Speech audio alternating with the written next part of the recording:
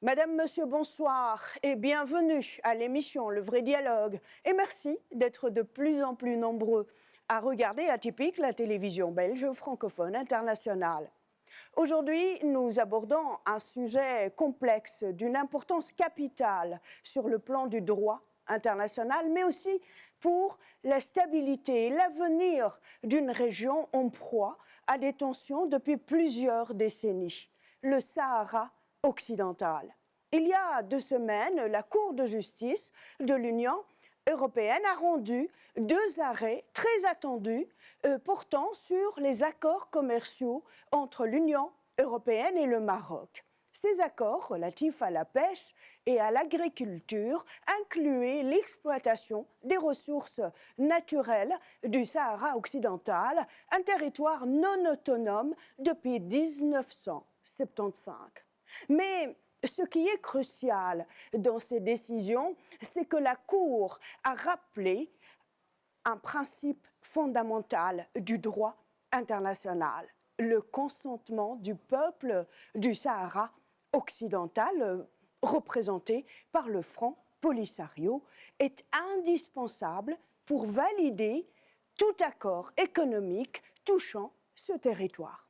Or, la Cour a constaté que ce consentement n'a pas été dûment obtenu, soulevant ainsi des questions essentielles. Qui doit parler au nom du peuple sahraoui? Qui doit contrôler ses ressources naturelles? Et comment les principes de l'autodétermination et de l'effet relatif des traités peuvent-ils être appliqués concrètement dans ce cas?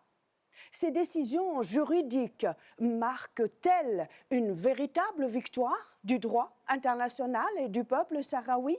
Comment peuvent-elles être interprétées sur le plan politique et économique? Comment l'Union européenne, le Maroc et les défenseurs du droit à l'autodétermination ont-ils réagi à ces nouveaux développements?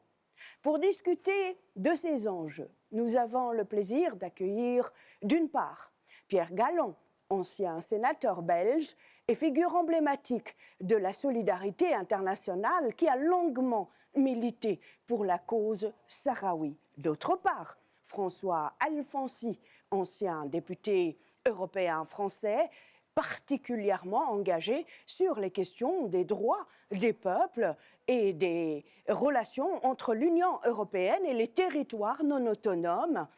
Et the last but not the least, Mansour Omar, représentant du Front Polisario auprès de l'Union européenne à Bruxelles. Le vrai dialogue, c'est tout de suite. Monsieur Alfonsi, bonsoir et merci de nous avoir rejoints depuis la Corse. Bonsoir. Monsieur Galland, bonsoir et merci d'avoir accepté mon invitation. Avec plaisir. Monsieur Mansour, une grande première fois dans cette émission. Bonsoir et merci d'avoir accepté mon invitation. Merci beaucoup. Je vais vous poser la même question au départ, en fait une réaction par rapport à la déclaration conjointe qui a été faite directement après la décision de la Cour de justice de l'Union européenne concernant les accords Union européenne-Maroc. Je parle de la déclaration conjointe de M. Borrell et de Mme Ursula von der Leyen. Qu'est-ce que vous en avez pensé, M. Alfonsi? Je vais vous confesser que je n'ai pas eu le temps de vraiment y réfléchir. Moi, je crois que l'exécutif européen est nécessairement très embarrassé quand même, car il est pris en faute. Il a accepté de passer des accords et donc d'engager l'Union de l'Europe sur des bases juridiques qui sont démenties par la décision de la Cour de justice de l'Union européenne. Voilà, donc maintenant la volonté politique de l'exécutif européen aujourd'hui de donner satisfaction au Maroc est une évidence. Et j'espère que malgré tout, l'arrêt de la Cour de justice les amènera à y réfléchir deux fois. On a un petit souci avec le Skype avec M. François Alfonsi. En attendant de résoudre ce petit problème technique, la même question, Monsieur Omar Mansour. Mais avant, moi, j'ai épinglé juste les 3 dernières petites phrases de la déclaration qui disaient que donc l'Union européenne et le Maroc allaient continuer à collaborer de manière très étroite.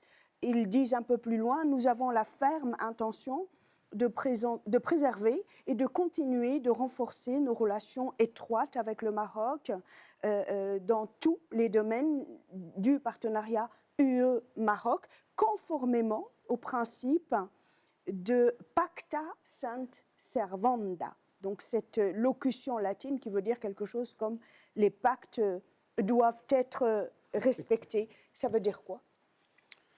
Bon, je crois que tout d'abord, cette résolution est une victoire de la légalité sur ces genres d'accords qui ont été signés avec le Maroc sur un autre pays qui n'est pas leur pays. C'est des occupants au Sahara occidental. Et l'Union européenne doit faire attention avec les choses qu'ils signent. Ce n'est pas de cette manière qu'on peut toujours continuer à signer des accords qui engagent l'Union européenne et qui ont des conséquences sur le plan politique et sur le plan juridique. Nous ne sommes pas contre la volonté de l'Union européenne et de Mme van der Leyen et M. Borrell dans le sens de continuer ces relations avec le Maroc. Nous ne sommes pas contre la continuité des relations avec le Maroc. Nous sommes pour, mais ils doivent être toujours des relations qui respectent la légalité internationale et qui respectent les droits de tout peuple et de tout pays de disposer de ces ressources naturelles. Et dans cette situation, ce n'est pas le cas. Donc, il peut toujours exister de bons accords, des accords stratégiques avec le Maroc, dans tous les domaines, mais dans le cadre des frontières reconnues de l'Union européenne pour le Maroc. On ne peut pas engager l'Union européenne à coopérer dans d'autres territoires avec leurs voisins ou avec les pays qui occupent. Dans ces cas-là, je crois que l'Union européenne doit toujours avoir une limite, et les limites toujours est la légalité, la justice européenne et la légalité internationale. Pierre Galland, vous avez lu la déclaration comme moi. Bien sûr. On a l'impression qu'ils ont été un peu pris de court, ils ne s'y attendaient pas. Je parle de M. Borrell et de Mme von der Leyen. Il y avait un sentiment de frustration, de déception. Mais j'ai envie qu'on revienne à cette locution latine qui veut dire que tous les pactes doivent être respectés. Pourquoi ce flou? Ils veulent parler de quel pacte, en fait? Ils veulent, écoutez, je vais vous dire. C'est un grand pas à nouveau que fait le droit international en étant réaffirmé par les grandes cours internationales, qu'il s'agisse de la CIJ, de la Cour internationale de justice, de la Cour pénale internationale, de la Cour européenne de justice, de la Cour africaine de justice et des droits des peuples. Toutes ont clairement, dans un temps très court, réaffirmé que la coexistence entre les peuples ne peut exister que dans le respect du droit international, du droit humanitaire et des droits de l'homme. Ce que disent M. Borrell et Mme von der Leyen, c'est d'essayer de faire croire que les accords d'association qu'ils ont signés avec un partenaire prévalent toute autre décision, mais ils se trompent complètement. Ils se sont complètement, excusez-moi, plantés. Et ici, ce qu'ont dit les juges, d'abord, c'est « nous rejetons le recours que vous avez fait contre notre décision », décision qui a déjà été 3 fois très clairement annoncée, que le Sahara occidental est un territoire distinct du Maroc, que le Front Polisario a une personnalité juridique en Europe. Que le fait que ce Front Polisario ait une personnalité juridique, il représente le peuple sahraoui. Et que c'est le peuple sahraoui qui est propriétaire de ses ressources. Et face à ça, il n'y a pas d'autre convention ou droit qui peut être opposé. Il y a la règle qui est la règle précisée par la Cour aujourd'hui. Le président, quand il a pris la parole, il a dit les recours sont rejetés. Rejetés, reject, ce qu'il a dit. Et ça, c'est fondamental parce que c'est la première chose, c'est-à-dire ce que vous essayez de nous dire, ça ne tient pas la route. Alors après ça, ils essayent de garder la figure un peu haute en disant nous, l'Europe, on nous a dit ça, mais c'est leur cour à eux qui l'a dit. C'est pas la cour quelque part au Zimbabwe ou au Nigeria ou en Afrique du Sud. Non, c'est la cour européenne elle-même. Si l'Europe commence à bafouer, et c'est là que je voudrais dire en tant que citoyen européen, moi qui ai milité pour cette cause du peuple sahraoui, quand je militais, je disais toujours, quand je milite pour la cause sahraoui, je milite pour la cause de tous les peuples, et donc de nous aussi, de la manière dont nous, Européens, nous pouvons coexister avec les autres peuples. Et donc c'est vraiment cette décision aujourd'hui, ce rejet du recours qui avait été porté à l'encontre d'une décision du 29 septembre 2021, qui était extrêmement précis et clair, c'est rappeler le droit international et c'est dire, peuple sahraoui, vous êtes des partenaires à part entière en tant que peuple, en tant que nation et en tant qu'espace géographique qui est le Sahara occidental. Tout a été clarifié. Et ça veut dire en clair aujourd'hui que c'est la première étape. Cela a été dit. Demain, ça veut dire que dès demain, une société qui veut passer un accord avec une entreprise qui se trouve au Sahara occidental, si elle est marocaine, reject. Ils ne peuvent plus. Et il y a seulement un endroit où on leur dit, écoutez, pour essayer de régler tout ça, en termes agricoles, on vous donne 12 mois. Donc la Cour a été en même temps claire et complaisante. Sauf s'il y a le consentement du peuple du Sahara occidental. François Alfonsi, selon vous, comment l'Union européenne doit-elle réagir à ces décisions de la justice, de la Cour de justice de l'Union européenne après cette déclaration du 4 octobre? Et M. Galland a excellemment dit, c'est la Cour de justice de l'Union européenne.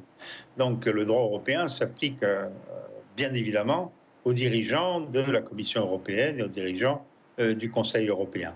Et désormais, si on devait persister dans ces accords bafouant le droit international, on se rendrait coupable de fautes, y compris de fautes administratives. Je crois que quand on agit en dehors du cadre légal, on commet un acte qui est répréhensible devant tous les tribunaux. Et la personne qui le commet, en l'occurrence Mme von der Leyen, serait elle-même en difficulté, car en connaissance de cause, elle aurait signé un accord nouveau avec le Maroc qui contredit les décisions qui s'imposent à elle, parce que c'est des décisions de justice de l'Union européenne. Donc, moi, ce que j'en retire, c'est que je pense que même s'ils font des déclarations ambiguës et ils vont certainement chercher à contourner la décision, à essayer de je ne sais quoi, mais même s'ils sont extrêmement sous pression par le régime marocain et par des États, on a vu récemment M. Macron, avant lui M. Sanchez, prendre des décisions tout à fait en rupture avec les habitudes de la diplomatie espagnole ou de la diplomatie française. Donc il y a une forte pression politique qui s'exerce, mais le droit européen et le droit international tiennent bon. Et je crois que c'est l'espoir des Sahraouis, mais c'est aussi le nôtre, car derrière cette opération du Sahara occidental, qui malheureusement n'a pas l'écho que je souhaiterais dans les opinions publiques européennes, mais il y a sans doute une intention manifeste d'agir de même en Cisjordanie vis-à-vis du peuple palestinien. Si on admet à un moment donné que le droit est créé par une occupation militaire et par la force des armées, à ce moment-là, il n'y a plus de droit international. Il n'y a plus qu'à faire des guerres partout jusqu'à ce que le plus fort gagne. Monsieur Omar Mansour, Monsieur Alfonsi vient de dire que si l'Union européenne venait à trouver des astuces pour détourner cette décision. Comment vous, le Front Polisario, allez traiter dans le futur avec l'Union européenne? Bon, je crois que l'Union européenne, elle est devant sa propre justice. Si l'Union européenne ne respecte pas sa propre justice, qui va la respecter? Et nous croyons que l'Union européenne, c'est une association de pays démocratiques qui ont fondé toutes leurs actions sur la légalité, sur la justice. S'ils commencent à la violer tout simplement parce que d'un côté, il y a le Maroc qui est un ami, qui crée beaucoup d'ennuis, et de l'autre côté, les Sahraouis ou le Front Polisario, la République sahraoui, qui sont une réalité qui est là, mais que par amour au Maroc, certains essayent de la négliger. Et ça, c'est une erreur. Et c'est cela qui a mené à cette situation. Grands ou petits, nous sommes tous des sujets de la communauté internationale et tenus à respecter les droits avant toute autre chose. Et dans ce cadre, il y a un droit qui est clair dans les deux cas. Le cas qui a été clairement soutenu par la Cour internationale de justice, la Cour de la Haye, qui a dit clairement que le peuple sahraoui a son droit à l'autodétermination. Et il n'a pas aucun lien de nature juridique qui peut varier l'application du principe du droit à l'autodétermination. Que reconnaît l'Union européenne. Qui reconnaît l'Union européenne et qui est là, à quelques pas d'ici, de cette maison. Alors, nous ne pouvons pas dire non, mais c'est pas, ça ne nous concerne pas. Maintenant, c'est la justice européenne. La plus grande et la plus prestigieuse cour de l'Union européenne, c'est cette cour qui a pris cette décision. Elle l'a pris après avoir, depuis quatre décisions suivies, ont été par pression ou par acte administratif laissées de côté. Mais cette fois-ci, c'est l'Union européenne, c'est la Commission européenne, c'est le Conseil de l'Europe qui a fait cet recours. Et la Cour a répondu d'une manière claire. Nous ne pouvons pas croire que l'Union européenne peut négliger ça tout simplement par amour au Maroc. Si quelqu'un à Paris aime le Maroc, qui lui donne la Tour Eiffel, mais qui laisse la justice faire son chemin. Et aussi, dans cette question, l'Union européenne, il est mise, et avec elle la communauté internationale, devant des alternatives. La première, c'est de se conformer au droit international et accepter ce que la Cour européenne a dit et accepter ce que les Nations unies, depuis 1965, ils répètent chaque année. Et dans ce cadre, les droits correspondent au peuple sahraoui. Et puis le Maroc, c'est le Maroc qui est en face. Quand il a eu l'indépendance en 1956, n'a pas dit un mot concernant l'existence d'un territoire du Sahara occidental qui serait partie de son territoire. Et l'Union européenne a reconnu, comme l'a fait la communauté internationale, le Maroc dans les frontières de 1956. Maintenant, si l'Union européenne veut suivre les appétits du Maroc, le Maroc veut se donner des frontières jusqu'à Cabo Buena Esperanza, en Afrique du Sud, et au nord vers l'Andalous, et à l'est jusqu'à la Mecque, et à l'ouest vers les îles Canaries. Ça rappelle quand même un autre projet hein, Alors, dans ce bas monde. Et permettez-moi, Monsieur Mansour, très sincèrement, il y a une question qui me taraude depuis le début.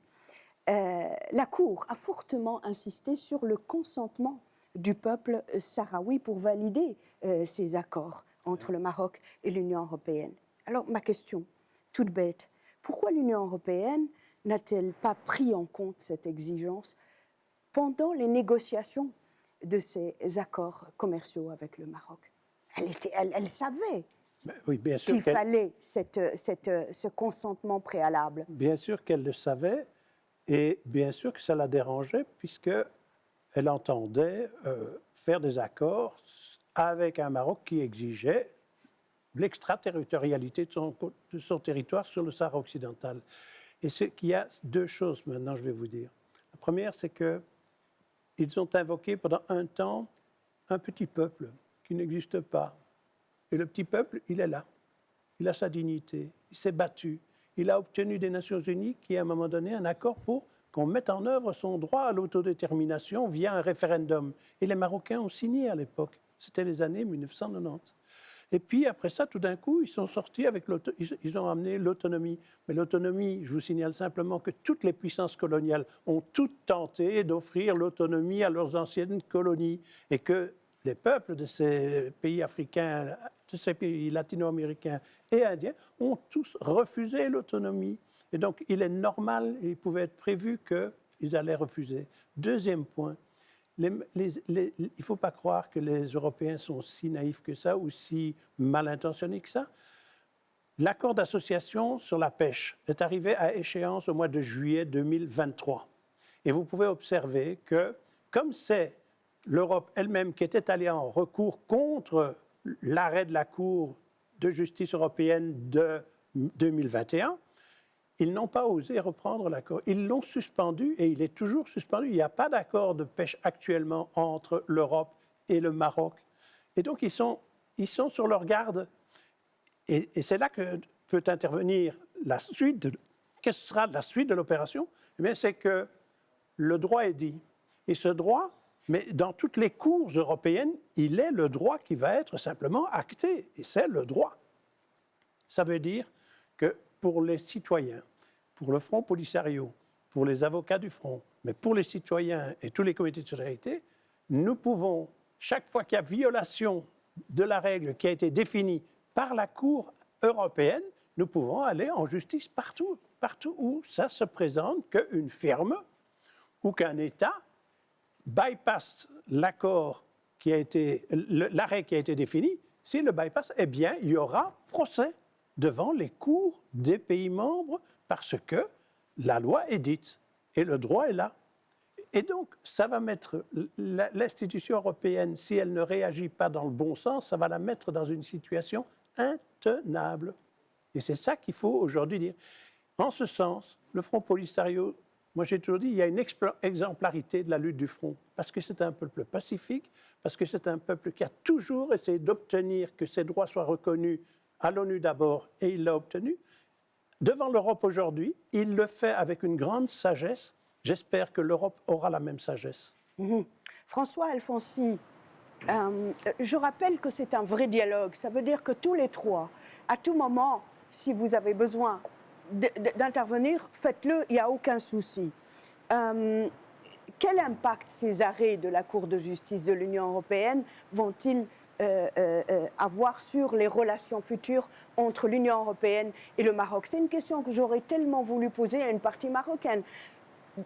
Je le dis parce que pour nos téléspectateurs, à chaque fois qu'on discute de ce thème dans cette émission, j'essaye de contacter la partie marocaine. Malheureusement, je n'ai pas de réponse. On vous écoute, monsieur François Alfonsi. Oui, bon, évidemment, le Maroc va être très mécontent. La signature des accords qui se sont terminés en 2023 était déjà en contradiction avec des décisions qui avaient été prises quand j'avais été député européen pour un premier mandat en 2009, qui avaient consisté à refuser les accords qui intégraient le Sahara occidental. Donc ils sont passés outre, ils ont signé les accords et maintenant c'est la justice qui les arrête. Et le fait que la justice européenne les arrête, ça change le rapport de force. Moi, je suis maire d'une petite commune en Corse. Si je commets un acte au nom de ma commune qui n'est pas légal, on m'invalide. On dit vous n'êtes pas digne d'être le premier magistrat de telle commune. Donc, la présidente de la Commission européenne et le responsable du dossier pêche et ceux de la future commission qui prendront en charge ces affaires-là, ils doivent quand même y faire attention. Ils sont là pour agir dans la légalité. C'est le principe de base de leur serment quand ils passent devant le Parlement européen et quand ils sont désignés pour occuper ces hautes responsabilités. Voilà, donc je crois que ça change beaucoup de choses parce que ça nous permet de dénoncer non pas simplement des morceaux de papier, mais aussi des gens qui mettent en œuvre des accords qui sont illégaux. Très juste. Monsieur Omar Mansour, quels seraient les prochains pas, les prochains pas à franchir pour que le peuple sahraoui puisse exercer pleinement son droit, le droit à l'autodétermination? Qu'est-ce qui bloque aujourd'hui? Bon, je crois que l'Union européenne, elle est l'un des acteurs majeurs de ces concerts de nations, de la communauté internationale. Et elle a été toujours en faveur du droit à l'autodétermination du peuple sahraoui et en faveur de soutenir le processus des Nations Unies pour que définitivement ces problèmes soient réglés sur la base du respect de la législation internationale et particulièrement dans le cadre d'un processus de décolonisation comme le Sahara occidental qui a été interrompu par l'occupation, l'invasion de la part du Maroc à ce territoire. Cette invasion doit cesser et laisser la justice faire son chemin. Et les Nations Unies sont en train de travailler sur cette question. Comme a dit Pierre Galland, les Nations Unies ont décidé un référendum. Le Maroc a essayé par tous les moyens de fuir ce référendum qui est une mesure démocratique qui mettait toutes les deux parties au même niveau et cherchait la moyenne. La moyenne, c'est quoi? Une décision démocratique dans laquelle les Sahraouis peuvent s'exprimer. Les Sahraouis, les Nations Unies ont fait une commission d'identification. Cette commission a dressé une liste définitive et cette liste est dans les mains des Nations Unies. Le Maroc ne cesse de dire à tout le monde que les Sahraouis, ils veulent être des Marocains. Il n'y a pas de meilleur moyen que de lui laisser dire son mot. Sous la supervision et sous l'organisation des Nations Unies, qu'ils disent ce qu'ils veulent. Nous sommes dans un monde dans lequel la démocratie est prouvée comme le moyen le plus adéquat pour résoudre ces genres de problèmes humains et ces genres de problèmes juridiques. Monsieur Mansour, pardonnez-moi, le Sahara occidental, le peuple sahraoui refuse l'autonomie marocaine, ce qu'on appelait à l'époque la troisième solution. Le Maroc refuse le référendum. Dans quelques mois, je pense, on va boucler un demi-siècle de colonisation. Qu'est-ce que le Front Polisario compte faire? Qu'est-ce que le peuple sahraoui compte faire pour recouvrer son indépendance? Bon, le peuple sahraoui a, dès le début, mené une résistance contre l'occupation étrangère au Sahara occidental. C'était une occupation initialement par des pays, le Maroc et la Mauritanie. La Mauritanie s'est retirée. Elle a reconnu le droit du peuple sahraoui à son autodétermination et elle a reconnu la République sahraoui. Le Maroc, il a commis un double crime. Le premier, c'est d'envahir la partie nord du territoire et le deuxième, c'est d'envahir la partie qui a été laissée par la Mauritanie pour qu'elle soit un lieu pour les Sahraouis, soit un lieu libéré. Ça, c'est sans que la communauté internationale réagisse, si ce n'est pas avec une déclaration en 1979 disant que, reconnaissant que la présence du Maroc au Sahara occidental est une occupation. Et l'occupation n'est pas génératrice de droits, même s'il a 50 ans.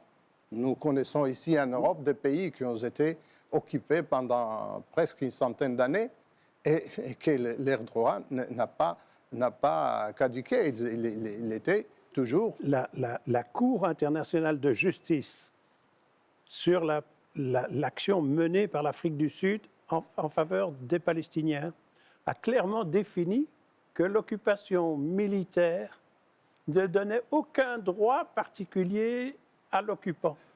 Et donc aujourd'hui, en fonction de ce qui est dit dans le texte, ils ont obligation de se retirer, c'est tout. Ils ont obligation de se retirer. Alors vous allez me dire, oui, mais il y a les rapports de force. Et puis il ne faut pas se cacher quand même, il y a aussi tout l'intérêt que représente le Maroc sur le plan géopolitique aujourd'hui dans le monde. L'entrée de l'Atlantique vers la Méditerranée, c'est quand même là-bas. Ensuite, sur les côtes sahraouies, etc. Sur le plan de la stratégie mondiale, si vous regardez même la stratégie de l'OTAN, eh bien, c'est clair que dans un rapport de force, ils veulent imposer que l'allié soit conforté sans arrêt. Donc, il y a toujours une volonté des Européens depuis toujours de renforcer le Maroc. Mais il n'y a pas... Le Maroc existe. Voilà. Le Maroc existait avant 1975. Oui, oui. Et il continuera à exister après la solution du problème du Sahara occidental. Nous n'avons pas aucune intention de lui enlever la porte d'entrée de la Méditerranée. Nous sommes un peu plus au sud. Ouais. Et c'est à ce moment. Et nous croyons que la question est une question de décolonisation. Ce n'est pas un petit conflit entre deux pays pour un morceau du territoire. Non, c'est une question de décolonisation qui demeure dans les mains des Nations Unies. La responsabilité des Nations Unies est de mener le peuple sahraoui à son autodétermination. Et s'il y a une partie qui s'oppose au respect des droits, les règles sont claires dans les Nations Unies. Il s'agit de prendre des mesures qui garantissent au peuple sahraoui de pouvoir s'exprimer librement. Et ça, c'est dans les mains des Nations Unies. Ils ont installé une force de paix. Cette force de paix, ils n'ont pas donné suffisamment de force pour se faire respecter. Alors, elle est là, la MINURSO, la mission des Nations Unies pour le Sahara occidental. Et ça, le Maroc, il le sait. Et il a essayé toujours d'empêcher les Nations Unies, à travers la pression contre la MINURSO, de pouvoir mener son travail. C'est une force qui était installée au Sahara occidental pour préparer un référendum dans 6 mois, de septembre 1991 jusqu'à février 1992. Elle est là depuis ce temps-là, elle est installée, elle veut travailler, mais il ne les laisse pas travailler. Donc les Nations Unies, avec l'Union européenne, doivent aller vers le sens d'avoir la solution de ces problèmes et non pas continuer à jouer parce que le Maroc est un ami, on ne peut pas lui faire ça. Non, ça, c'est encourager la guerre, encourager la continuité de la guerre au Sahara occidental. Et c'est une guerre avec ce genre de comportement que fait l'Union européenne devant l'invasion du Maroc au Sahara occidental et devant le saccage de ses ressources naturelles, ne va pas laisser attendre que les Sahraouis demeurent croisés de bras en attendant que... Vous êtes en guerre, en fait, il faut dire le mot. Ouais, vous êtes en guerre contre l'occupation. Cette question ne peut pas cesser de cette manière. Et aussi, le Maroc a compris que l'Union européenne a peur de l'immigration. Et à chaque fois qu'elle essaye d'être à côté de la légalité, ils lui mettent les immigrés dans la côte. Après, ils les mettent la drogue. Maintenant, en Europe, il y a certains pays qui ne peuvent pas dormir parce que la drogue arrive chaque jour à leur pays. Ils sont en train de se plaindre, faire des déclarations. Mais d'où vient la drogue? Troisièmement, ils essayent d'utiliser d'autres moyens pour forcer la main des Européens. Ici, on a vu l'utilisation du Morocco Gate. Le Morocco Gate est une honte qu'il soit utilisé dans des pays démocratiques pour essayer de leur forcer la main pour avoir une position différente sur le Sahara occidental. Le Maroc a peut-être a essayé de conquérir des voix ici au Parlement européen, et on enregistre cette émission ici au Parlement, Monsieur Alfonsi, mais quand même, parallèlement, il y a eu plusieurs délégations du Parlement européen qui se sont rendues en territoire de Tindouf, hein, là où il y a les réfugiés sahraouis. En revanche, de l'autre côté, ils n'ont pas accès au territoire occupé par le Maroc. Comment vous, quand vous étiez ici, quand vous siégez ici au Parlement européen, comment vous arrivez, est-ce que vous êtes arrivé à éclairer les décideurs européens de cette question? D'abord, je veux relever à quel point une situation comme celle aujourd'hui que subit le Sahara occidental peut rejaillir de façon négative sur l'Union européenne, car le Morocco Gate, c'est une corruption qui a été organisée par un gouvernement auprès d'un certain nombre de députés, qui était important dans le dispositif du Parlement européen. Cette corruption vient de la volonté du Maroc de continuer et de faire endosser sa politique d'annexion par l'Europe en général. Donc, c'est très important parce que le Parlement européen, si vous voulez, c'est une instance dont la principale valeur est une valeur morale sur le terrain international. La politique étrangère de l'Europe, d'ailleurs, est très peu faite par l'Union européenne elle-même. M. Borrell a un rôle secondaire par rapport aux ministres des Affaires étrangères d'Espagne ou de France ou d'Allemagne. Mais la valeur morale est très forte. Dans le monde, aujourd'hui, quand des peuples veulent lutter contre des dictatures et pour leur liberté, le Parlement européen est sans doute le premier endroit auquel il s'adresse. Il ne s'adresse pas à l'ONU, il ne s'adresse pas à l'ambassade de France ou du Maroc ou que sais-je. Elle s'adresse au Parlement européen. Et donc, la réputation du Parlement européen comme défenseur des libertés, défenseur du droit international, est quelque chose d'extrêmement précieux.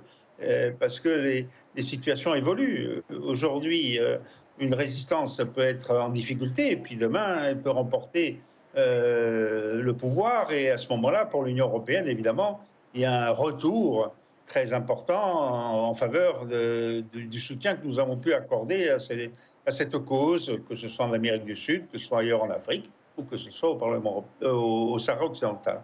Donc, effectivement, nous avons toujours été un intergroupe, j'espère que le nouveau Parlement européen le confirmera, dédié à aider le peuple sahraoui pour la reconnaissance de ses droits. Nous ne l'avons pas fait simplement par amitié et solidarité avec le peuple sahraoui. Nous l'avons fait pour préserver l'Europe dans son projet démocratique et dans son rôle sur la scène mondiale en faveur de la démocratie. Et le Morocco Gate, c'est la preuve que quand on n'agit pas en respectant les principes, ça veut dire qu'on va se laisser corrompre. Et aujourd'hui, malheureusement, au niveau des gouvernements qui tournent kazakh, je ressens une odeur de corruption, passive ou active, je ne sais pas. Mais les gens se laissent corrompre dans leurs convictions de droit international par des intérêts politiques et matériels qui sont liés effectivement au fait qu'aujourd'hui, sur la scène internationale, le Maroc pèse plus lourd que la République sahraoui, bien sûr. Mais le droit, lui, est au-dessus de tout ça. Et si on enlève le droit international au Sahara occidental, eh bien, on l'enlève partout. Parce que tout le monde se servira de ce précédent, à commencer par la colonisation des territoires palestiniens. Mais demain, ça peut concerner l'Ukraine, ça peut concerner d'autres conflits qui surgiront dans le monde. La paix dans le monde passe par un attachement strict des démocraties au droit international. Pierre Galland, le droit à l'autodétermination des Sahraouis, est-ce qu'au fond, est-ce qu'il est suffisamment pris en compte par les institutions européennes ou par l'exécutif notamment, la Commission européenne? Mais c'est-à-dire, moi je pense que la Commission, elle sait qu'elle doit aujourd'hui se soumettre au droit. Elle n'a pas le choix, sous peine de se déconstruire elle-même. C'est ça le problème. Alors, pendant tout le temps où moi, j'étais aux côtés des Sahraouis ou à côté des Palestiniens et de tant d'autres causes, je me suis rendu compte qu'effectivement, les États ont des intérêts particuliers et propres. Et ils sont prêts à se vendre. En fait, ce qui s'est passé avec la France, on sait très bien aujourd'hui que tout d'un coup, les Marocains ont fait un chantage qui était, voilà, on va prendre d'autres interlocuteurs pour les grands travaux que nous envisageons maintenant dans nos territoires, y compris le territoire du Sahara occidental, et nous allons lancer des appels d'offres, mais les Français ne seront plus intégrés. Du coup, du jour au lendemain, vous avez M. Macron qui se vend aux Marocains pour dire « Et je veux aussi, moi, avoir ma part du gâteau ». Et donc, c'est lamentable.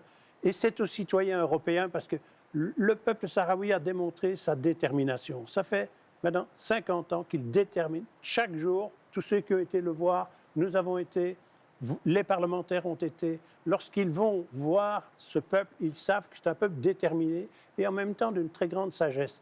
Alors nous, la société civile, nous devons rappeler maintenant au Parlement européen, mais surtout au Parlement des différents États et aux entreprises commerciales qu'il existe un droit et que ça ne veut pas dire que tout d'un coup, c'est excusez-moi l'expression, que c'est la fin des haricots, quoi. Non, le peuple sahraoui, il connaît l'Europe aussi. Le peuple sahraoui, il sait ce qu'il a dans son territoire. Il sait qu'une partie de ce qu'il avait a été spoliée et qu'il va pouvoir s'adresser à l'Europe pour dire « Vous avez spolié autant de nos richesses jusqu'à présent, vous avez pollué nos sources et notre réserve d'eau, eh bien, on va faire le calcul de ce que ça coûte tout ça. Et on peut alors s'entendre, on peut se mettre autour de la table. Et ce qui est aujourd'hui clair, c'est que le Front Polisario, on lui a affirmé sa capacité juridique. Ça veut dire que c'est plus simplement quelqu'un qu'on reçoit par intérêt ou parce que quand même on veut montrer qu'on est ouvert, etc. Non, on a des obligations. Le Front est un interlocuteur obligé dès qu'il s'agit du Sahara occidental. Et ça, l'Europe devra l'intégrer d'une façon ou d'une autre. Et c'est à nous, dans la solidarité, de pousser cela. C'est clairement dit, on n'a presque plus le temps. Vous venez d'évoquer le président français, M. Macron. M. Macron, justement, ira à Rabat le 29 octobre prochain. Ah ouais. Le président algérien, M. Tebboune, n'ira pas à Canossa. Un mot à ce sujet? Bah, écoutez, moi je pense que le président Macron, il a déjà changé régulièrement de position. Ici, avec nos amis français, nous allons faire tout ce que nous pouvons pour essayer d'influencer cette position, rappeler aux Français, au gouvernement français, quelles sont ses obligations face à ce rejet de toute tentative de vouloir, finalement, imposer un compromis, qu'il s'agisse de l'autonomie ou n'importe quoi. Et donc, M. Macron, s'il veut encore apparaître vis-à-vis des Africains, en général, comme un interlocuteur valable, il a à faire attention à ce qu'il va dire maintenant lorsqu'il va se rendre au Maroc. Et quant à M. Tebboune, il a parfaitement raison de dire « moi, je ne joue pas dans ce jeu-là ». Monsieur Alfonsi, un mot par rapport à la prochaine visite de M. Macron, le président français? Vous savez, la politique, ça va, ça vient. Il y a quelques mois, 2 ans peut-être, M. Macron était en Algérie et il essayait de construire avec les dirigeants algériens un chemin vers une amélioration des relations. Aujourd'hui, il va vers le Maroc et il entre en rupture avec le gouvernement algérien. Je pense que c'est effectivement, comme le disait M. Galland, des intérêts très court-termistes qui amènent de tels revirements. Ça n'aura pas de grand lendemain, car d'abord, il n'est pas appelé à rester le premier dirigeant de la France ad vitam aeternam, et donc son bail s'arrête en 2027. Et ensuite, parce qu'il y a le droit international, la lenteur mais la rigueur des procédures de justice, et personne ne peut s'en affranchir. Personne ne peut aujourd'hui tenir des propos qui vont en contradiction avec le droit international et se prétendre le porte-parole des démocraties. Cette contradiction est insurmontable. Et je crois qu'il va revenir du Maroc avec certainement des déclarations, mais je pense qu'il va commencer à mesurer ce qu'il dira sur le Sahara occidental, parce que la décision de justice est quand même là, et que les diplomaties sont habituées au droit international. Elles siègent, elles ont besoin de crédibilité dans les organismes de l'ONU, et face à la décision de la CJUE, la position de la France est totalement décrédibilisée. Un tout dernier mot, Monsieur Mansour. Bon, nous croyons que le président français doit penser que ce n'est pas seulement la France qui les regarde, mais c'est aussi l'Afrique et le monde. Et la question du Sahara occidental en Afrique, elle est considérée la question de la République sahraoui qui est membre de l'Union africaine. Et que le Maroc a essayé de piétiner ces principes et d'essayer d'éviter que la République sahraoui soit présente en Afrique. Et il a passé 30 ans en dehors de l'unité africaine. Et il a essayé récemment, à la TICAD, à Tokyo, de dire que la République sahraoui ne participe pas.